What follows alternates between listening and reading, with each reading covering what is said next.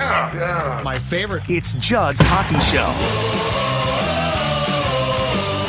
And it's not just Judd's Hockey Show. Oh, no. Ho, ho, as we near the weekend and the Wild playing a couple games over the weekend, but we don't have a game to talk about right now because Judd Zulgad and Declan Goff have a very special edition of Judd's Hockey Show for you. With the March, I believe it's 21st trade deadline slowly but surely creeping towards us, it is time for JHS Reckless Speculation Edition. That's right. The trade rumors are flying fast and furious in the National Hockey League. The Wild has been linked to a few names already. That will only heat up in the coming weeks and the coming month. And so, Declan Goff, we are going to unveil a list of names and potential scenarios that could land those players with the Wild. And may I tease it by saying this as well? Right before you flipped on the equipment that sent us live and also in podcast form, you said a name that is going to be, I think, a new name. I don't think I've seen this one, maybe in passing, but the last one will be a name that might excite people. It might infuriate some who believe that reckless speculation is something that should be kept away from them. But I'm very excited to get going here. So are you prepared to get going? I will start by giving you the names, and I'd like to hear your thoughts first. Yeah, let's do it. Yeah, the surprise name I'm excited to talk about. I know you are. And I'm excited. I'm really excited to talk about, and I can make the case for it. I'll really I'll put on my Bill Guerin face here and do my best. Are you prepared to face the wrath of the JHS crew that clearly watches or listens to us? And they'll clearly get back to you on Twitter. Are you prepared for their wrath? Well, yeah, I am prepared for the wrath. I'm also prepared for. I'll say the name because it's a certain celebrity who I think would be very upset with me. He's one of my favorite TV characters ever, but he's a very diehard member of this team, and I think he would be very upset that I'd suggest this trade. But we'll get there. We'll get there. Slow burn. Slow burn. Let's start off with name one. Let's go big game hunting, but this name has been out there a lot, so it's not going to surprise people. I think the price tag will be enormous, but there have been definite credible trade speculation reports linking this name to the Wild that go well beyond Judd's Hockey Show. JT Miller, veteran center, 28 years old, Vancouver Canucks. The interesting thing here, Dex, is he would come here with a year left on his contract. The cap hit for 2022-23 for JT Miller, $5.25 million. But he would give you an absolute top six, top line guy. JT Miller, break it down with your thoughts on that one. JT Miller, I think of all these names we're going to discuss, potentially costs the most. He's under a very friendly deal. He's a nice player. He's not going to come cheap, but his name's been bantered about because Vancouver's kind of going through some turnover right now, and it could make some sense for them to move on, especially if they want to eventually pay Brock Besser. There just makes a lot of sense why Vancouver would part with JT Miller. That's not to suggest they're going to put pennies on the dollar and just accept him back for a bag of chips, because I think he's going to cost a ton. I think he would cost at least one first-round pick, if probably not two. Likely either a top prospect or a very established player who probably is under similar money-wise, cap hit money-wise, so they can kind of balance some of that out, at least in the short term from Vancouver. So JT Miller, I think, would be an instant upgrade in the Wild's lineup. It would give you three very solid centers in Ryan Hartman, JT Miller, Joel Eriksson Ek, but it would probably cost a pretty penny to make this happen. And I don't know if the Wild would be willing to make that cost happen. Okay, so I saw a report that it would cost a team 3 or 4 top prospects. I saw another tweet from a reporter, I believe, who covers the Penguins, who I guess have inquired as well, that said it would cost you a first-round pick, a current first-round pick on your roster, and a current player. So if we're talking about, so if the asking price is first round pick for 2022, which you would have to do, and I think that Bill Guerin would do, Marco Rossi and a current player. I think there's a scenario under which the ask might be Fiala as well. That's a ton. Yes, it is. That's a ton, but again, including Fiala. Now, I think he's playing great, and the chemistry with Matthew Boldy really intrigues me. That being said, with a year of team control left as well, Miller would give you a guy who you would almost certainly keep plugged into your lineup through the start of next season. But if we're talking first round pick, Marco Rossi and like a Fiala talent, what are your thoughts? I can't give up Rossi for that. I understand that that's what they would want back, and I can understand why that's the cost of admission. I have hesitations giving up Rossi, but I understand why Vancouver would do that. I mean, JT Miller is playing very well. He's been a point per game player. He scores about 25 goals a season. He's been damn good with Vancouver for a long time. He's gotten Selke votes before. He's even gotten Hart Trophy votes before. He's a good player. It would solve the Wild center issues without having to commit long-term money to someone. Basically, if you acquired Miller and you didn't get rid of Rossi, he would be the placeholder for Marco Rossi to ease him into that transition.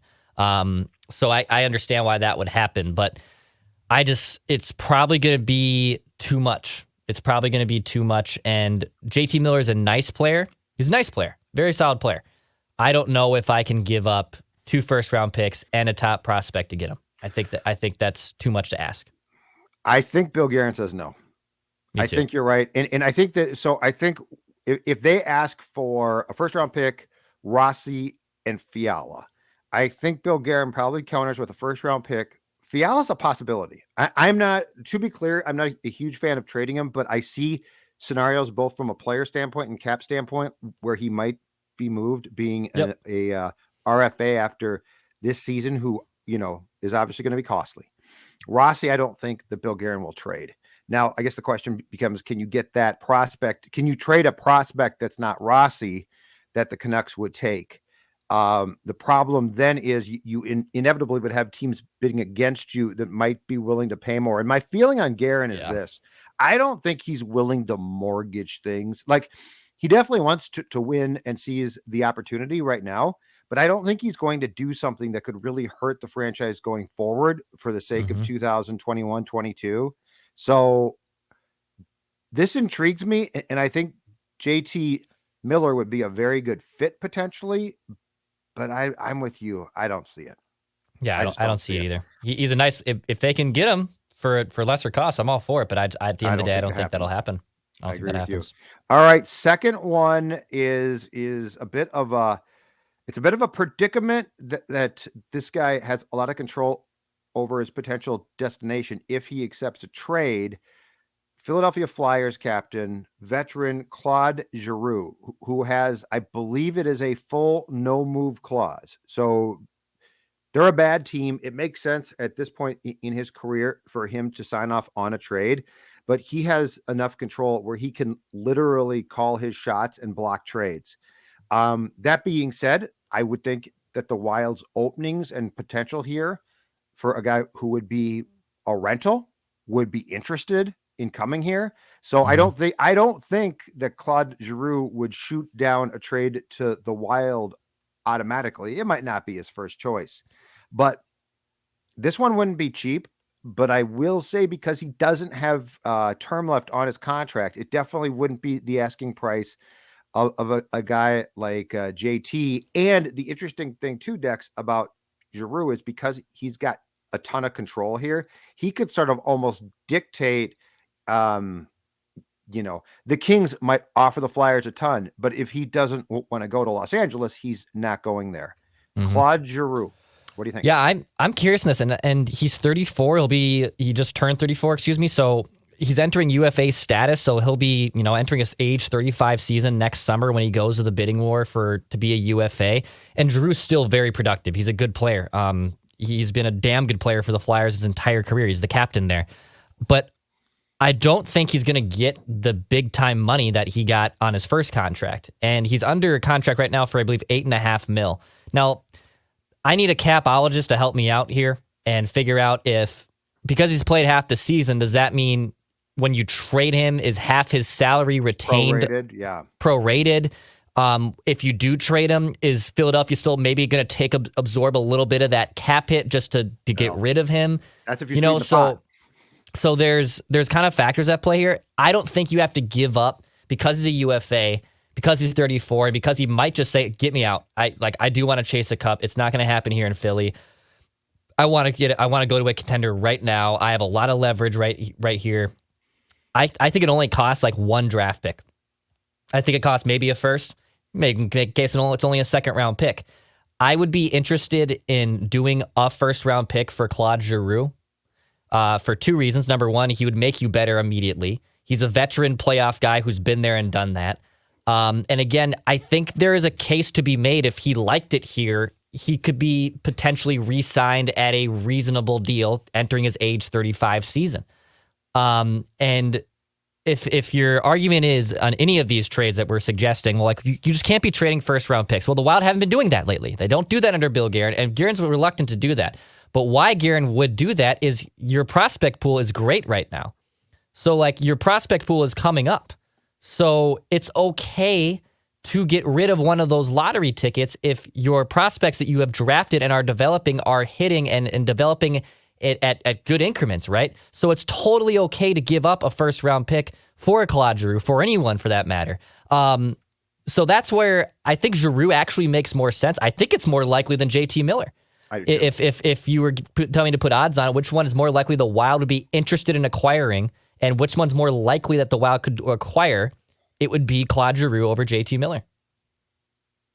I agree because I think it would cost you a first round pick. I don't think you could get him for a second round pick. Now, part of this also depends largely on how many teams he'll consider going to. Because like if he's like, oh, I'll consider 5 or 6 teams, then our guy Chuck Fletcher can start the potential bidding war, right? But if he's like, there's only like 2 teams, guys, then it's smaller. So Giroux has a huge say here. The parallel trade, and I do not think that Claude Giroux is this good, but I think the parallel trade and a guy who got traded for, I think, much less than people expected at the time, Declan, is last year when Buffalo ended up trading Taylor Hall to Boston. Now, Hall was not playing as well for Buffalo at that time as Giroux is now for the Flyers. But I mean, that's a good point. He won an MVP. He's a very productive player, especially on the right team. And Hall went to Boston and proved that. But I think the parameters of that trade were actually not bad. And so I'm sort of with you in the fact that if you want to go pure rental guy to plug in, he's a captain, so he has to be a pretty damn good locker room guy, which would be my concern. Like the one thing is if I'm Bill Guerin, and he knows this, the one thing that you're going to be very, I think, careful about is upsetting things because that room right now is so good. But if you plant a guy who is 34, a captain in that room, I think it's going to be absolutely fine.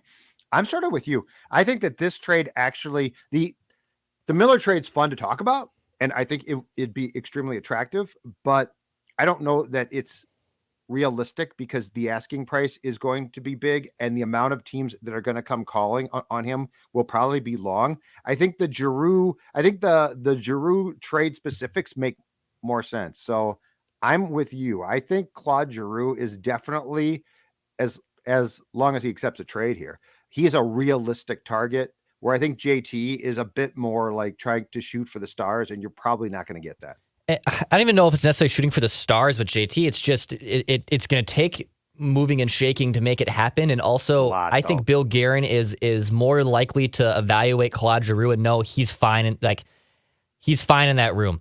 Like Claude Giroux's a captain, and he's played in a tough city, and he knows what it takes. Like I wouldn't be surprised if there was more character issues with JT Miller than there would be with Claude Giroux plugging and playing someone in a trade deadline scenario, which Guerin has experience from both sides of the coin on that as a player and as an executive. Yep. So I just think that's another reason why it would make more sense that Claude Giroux is a legitimate target. So that is 2 down. We've got at least 4 if not 5, Judd's Hockey Show. We appreciate you watching. This is a reckless speculation edition because the National Hockey League trade deadline is in late March. Reckless speculation. This will be the first of many. And before we get to name 3, I want to tell you about a trade that I would make 100 out of 100 times. And that is a trade of my old clothes and the additional weight that has come off thanks to my friends at Livia Weight Control. Centers down 30 plus pounds. That's right, 30 plus pounds. And I want you to join me now in making the same type of trade so that when spring hits, your old clothes fit, and best of all, you feel good, you look good. I did an 8-week challenge. You get your first 8 weeks for free. That's right, your first 8 weeks for free. In the first 8 weeks, ladies and gentlemen, I lost 26 pounds. Imagine you're getting to March, spring is starting, the birds are chirping. You got all those clothes that didn't fit last spring, but they fit now. The 8-week challenge. And again, first 8 weeks for free, 855-GO-LIVEA or Livia.com, Livia.com, 855-GO-LIVEA. And the best part, in-state or out, they can help you because if you don't live in the Twin Cities metro area, you know what? Can get a consultation, can get a Zoom, can sign up, can get your food and lose the weight. Livia.com. Check it out and tell them that Judd's Hockey Show and Score North sent you. All right. Name number 3. This one's not going to be as attractive, but as Deck said, we are definitely going to pay this off at the end. Ottawa Senators center. He is 27, 6'1", Chris Tiereny, a second-round pick of the San Jose Sharks, Declan, in 2017. Chris Tiereny was traded to the Sens in the Erik Karlsson trade, was a big-time prospect. From 2017 to 2019-20, he scored 16, 10, and 11 goals. Right now, he is on their depth chart. He is the Senators' third-line center, Chris Tiereny. Look, I think a lot of people see the Chris Tiereny one. And by the way, Pierre Maguire was in attendance at Monday's game, making his rounds. With the GM? As the he's GM was there too. Yeah. He's the executive, I think, personnel, whatever title in Ottawa. So he kind of works right in hand with the GM for that. And I think there was some scoffing when the initial report, because there was Hockey Rumors had it, and I forget who else had it, but like it was JT Miller and also Chris Tiereny. So the Senators were checking in on the Wild and vice versa. And I think a lot of people saw Chris Tiereny as like, well, what's Chris Tiereny going to do? Like just a bottom 6 guy. And to be honest, he is. He's on a crummy Ottawa team. So let me preface that. He's on a horrible Ottawa team. So let's not just look at what he's done in Ottawa as like, oh, like I'm not even worth it. That's such a bad team, and Hockey Mojo definitely affects your play. I'm not completely going to rule out there. And a lot of people probably said, well, is he really an improvement over a Frederick Gaudreau? And I don't know. I'm guessing he probably is the same level kind of player as Freddie Gaudreau, but he's also a guy who scored, 17 goals with San Jose 4 years ago. And the idea here is, well, because he's having a down year, because he's Chris Tiereny, you're only going to have to give up a late round pick to probably land him. So this might come off as boring to start, and I can get why. I'm not going to be jumping for joy necessarily either. If they made this trade, I wouldn't be applauding Bill Guerin, but there could be probably something in here that the Wild don't, that other teams haven't seen yet, that the Wild can unlock and get him back to maybe playing to the player he was in San Jose. And it wouldn't cost you a lot. This is the kind of move where, when the Wild would get Sean Bergenheim, or when they got Chris Stewart the second time, like it was, those weren't sexy moves, but it was depth moves, and it kind of worked for them. It was okay.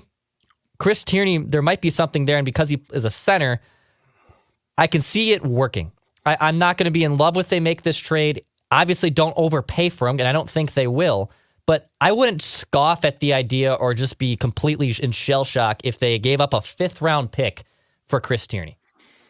I wonder what the price would be, because he was a pretty good prospect at one time. Now he is statistically in 37 games this season at 5 goals, 5 assists. So that's not great. Mm-hmm. The interesting thing is he is a UFA after this season. He's playing on a cap hit of 3.5 million for 2021-22. I'm just trying to go through the thought process here. So if you traded for him, you basically would consider him to be an upgrade on Gaudreau, correct? Correct. That would be the Because thought. so here's the weird thing, and it works, but it's weird. The weird thing for this team, Dex, is this: Eriksson Ek is anchored to, and I guess rightfully so, his line, right? But that line plays basically a third line role, but they're damn good.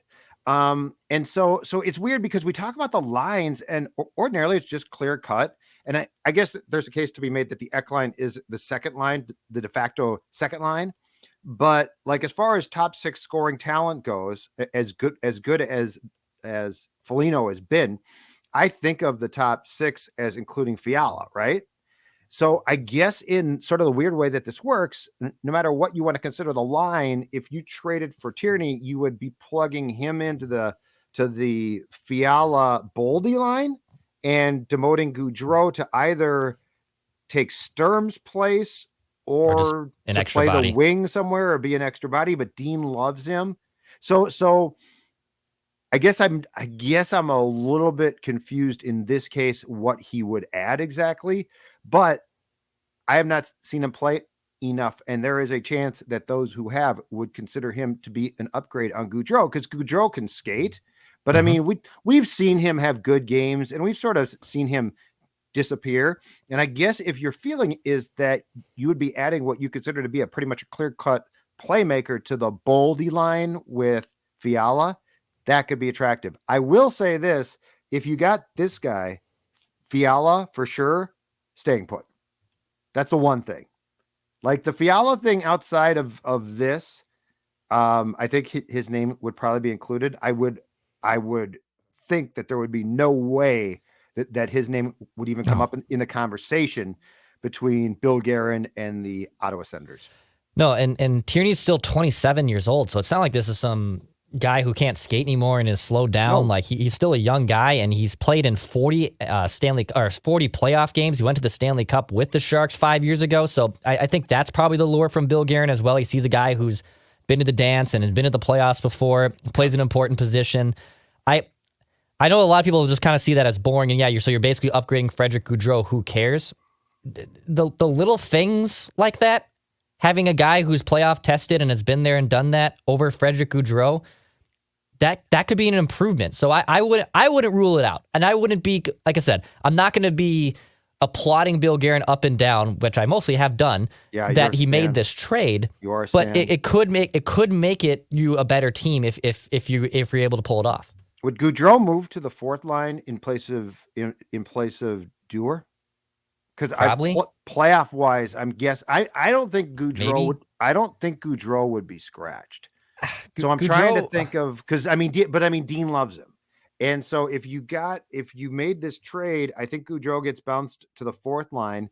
But I don't think Sturm plays that role really well. Like Sturm deserves to keep the role that he has. Dewar's been a nice find, but Gaudreau wouldn't slow that line down a bit. Duhaime, I think, stays in for sure. I'm just trying to think this through as far as what do they want to do playoff wise, as far as construction goes. And Dewar's been a really nice player, a really nice find. I don't know that they're in love with the thought of him playing in the spring. So they might take Gaudreau, who also has had some playoff success for sure, and move him to a fourth line. Anyway, just a thought. I think in general he's a nice player. He's a solid player you can probably get for a 5th or 6th round pick. I just wouldn't dismiss it. I wouldn't be completely out on that trade. It could help you. It could really help you. Okay, but before we bring up the name that I don't believe has been talked about a lot and that you're excited to talk about, I want to ask you a question. Are you offended that I didn't even in my notes include the name of another guy that you like a lot? Thomas Hertl of San Jose. One, the Sharks are playing pretty damn well. And two, I think the asking price there would be far more than Bill Guerin would want to pay. Again, he's a UFA, but he's probably someone who would cost more than Claude Giroux given his age and given his production. I like Giroux. Sharks are starting to play a little bit better. It looks like they might be turning things around a little quicker. They're probably reluctant to give up on Hertl unless they were blown away. I love Thomas Hertl. Sign him. There's a chance that they think they can't sign him, but I just think that their ask is going to be massive, and I don't see Bill Guerin giving up a massive haul. I agree. So for those reasons, I understand why he didn't include it. But if they can still pull it off, I'm for it. Sure, I really am. He's but I don't he's think awesome. they can. But I don't think they can either. So for now, we'll table that conversation. Okay, last name. Drum roll, please, or at least the reckless speculation sounder. Give me something. Reckless speculation. Declan, the name that you unveiled, who happens to play his home games in Elmont, New York. Go ahead. All right. Bear with me, folks. Bear with me before you just absolutely we're about put to the pitchforks already. This is unfair to me. My Thank-Keister. I think there's a serious case that the Wild could make a run at Brock Nelson. You gotta play Brock Nelson. Play it. Reckless speculation. Hockey whisperer. Juicy rumors. So, number one, hometown boy, Brock Nelson, fan of bunnies with Judd Zulgad. I think Judd have you seen Brock at bunnies before? Or is that Anders Lee? Anders Lee, because he grew up in Edina. Yeah. Brock is a War Road product. Home of one Jess Myers, friend of the show. That's right, friend of the show. All right, so Brock Nelson. Let's kind of dissect this. Under cap hit, or has a cap hit of $6 million for the next 3 seasons after this. Now, he'll be 30, 31, 32 at that time. So he's potentially entering outside the peak of his career, but still a very productive player with New York. Just this season, he has 20 points in 27 games, 13 goals. He's usually good for 25 goals. Does a decent job on all facets of the game. And $6 million for Brock Nelson, I can get down with that. The reason why I also think they do this is Lou Lamoriello is always looking to do things. He's always looking to shake things up. The Islanders were a cup favorite. I think maybe you and or myself picked them in the preseason to go to the Stanley Cup. They got off to such a horrible start that there could be a case that there actually could be sellers at the trade deadline. They're 15, 15, and 6 right now. Things haven't gone according to plan. I think with Lou Lamoriello's need to always shake things up, that you can make a case that the Wild could be in on bringing a hometown boy back home. He has a modified no-trade clause, so he has a 10-team no-trade list. I'm assuming the Wild aren't on that list. I could be wrong. 16 now. 16 teams. But I'm sure you're right. I'm sure that he would sign off. I'm assuming he'd be okay with that trade. Now, again, the cost is going to be a lot. I think it's multiple first-round picks. I think it's Adam Beckman. Going back, a legitimate prospect that they'd want back. If you swung a trade for Brock Nelson, I'm all in and seriously, let's not start playing the parade. I'd give up multiple first round picks and Adam Beckman. I'd start there. Potentially. Wow, that is so reckless. Play the damn sounder again. One more time. You are out of reckless speculation. You are out of line. Order in the reckless speculation court. Okay, so here's why I'm going to tell you right now, you can't dismiss this. Lou Lamoriello was Bill Guerin's first GM. Bill Guerin has, in my opinion, a better bedside manner than Lou. Lou is a complete FU guy. He is a business. He is always in a suit. He's a great executive. He's fantastic. But I mean, he's sort of a scary guy. He's not big, but he's a scary guy.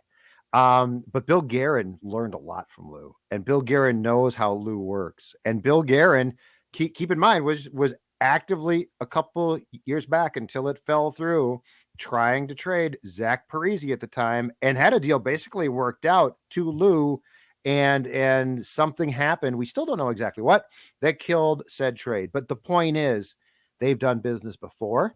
They will do business again. And the other thing too is, while this is a complete long shot, while you cannot dismiss that talks at least are ongoing, keep in mind, in Lou's world, if it gets out, it's often a dead deal. And so this would be this type of trade would be the last thing. And I'm not saying it's in the works, okay? But just hear me out. This would be the type of thing where this trade wouldn't be known until it's probably made. So like you get Claude Giroux's being shopped. Well, of course he is.